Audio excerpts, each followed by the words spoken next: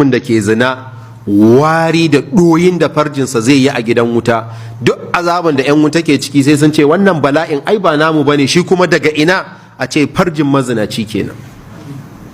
To idan farjinsa zai wannan bala'in azaban, to shi kuma wani hali yake ciki? Kaga abu ba zai kusanta ba.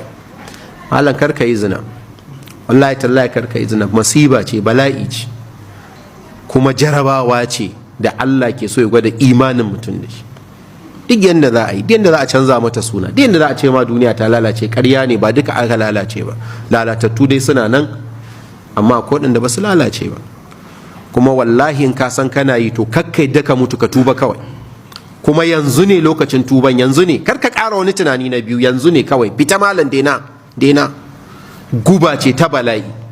Tun da ka ji annabi ya faɗa, Allah ba zai taɓa raga maka ba wallahi. Domin baka taɓa kai annabi daraja wurin Allah ba, kuma ya buga stam ya ce haka za a yi. To babban nasaran ka kawai ka fita daga wannan layin kafin an jima, yanzu ba sai an jima ba. Allah ta'ala ce in ka gane gaskiya yanzu ne lokacin aiki da ita. Alam ya'ni lil ladina amanu an takhsha qulubuhum li dhikrillah. Yanzu kai wannan nasihan ba ta isa ta sa zuciyarka ka tuba ba. Yanzu ke da kike cin amanan mijinki ba za ki tuba ba, Allah ya rufa miki asiri tun a duniya.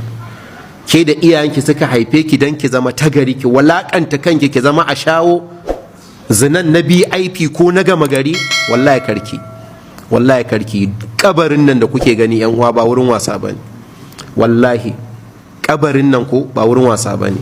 Kar ku je ma Allah da abin da baya so. Allah bai san datti, bai san kazanta. Don Allah mazinata ku tuban ma Allah.